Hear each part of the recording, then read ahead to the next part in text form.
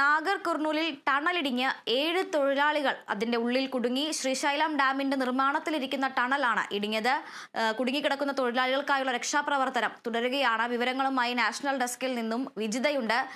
വിജിത, ഈ നിർമ്മാണത്തിലിരിക്കുന്ന ടണൽ ഇടിഞ്ഞ് വീണ് നിലവിൽ 7 പേരാണ് ഉള്ളിൽ കുടുങ്ങിക്കിടക്കുന്നത് എന്നാണ് നമുക്ക് പ്രാഥമികമായി ലഭിക്കുന്ന വിവരം. ഏതാണ്ട് എത്രത്തോളം തൊഴിലാളികൾ ഈ ഒരു നിർമ്മാണവുമായി ബന്ധപ്പെട്ട് അവിടെ ജോലി ചെയ്തിരുന്നു, എത്ര പേരെ പുറത്തെത്തിക്കാനായി, അതോടൊപ്പം തന്നെ ഗുരുതരമായ സാഹചര്യങ്ങൾ എന്തെങ്കിലും അവിടെ നിലനിൽക്കുന്നുണ്ടോ? ഈ തൊഴിലാളികളെ പുറത്തെത്തിക്കുന്നതിൽ വിബന്ധമാകുന്ന എന്തെങ്കിലും സാഹചര്യങ്ങൾ നിലവിൽ അവിടെ ഉണ്ടോ?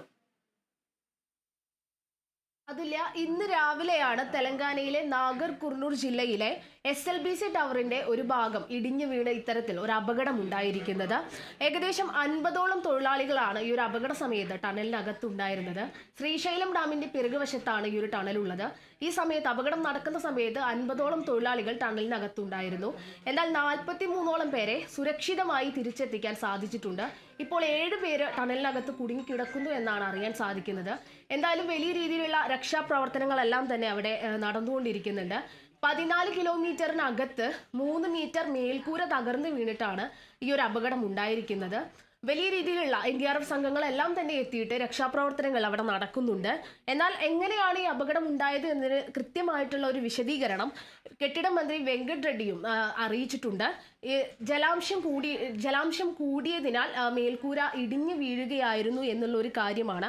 ജലാംശം കൂടിയതിനാൽ കോൺക്രീറ്റ് സെഗ്മെന്റ് എല്ലാം തെറ്റിയിട്ട് മേൽക്കൂര ഇടിഞ്ഞു വീഴുകയായിരുന്നു എന്നുള്ള ഒരു കാര്യമാണ് വെങ്കട് റെഡ്ഡി അറിയിച്ചിരിക്കുന്നത്.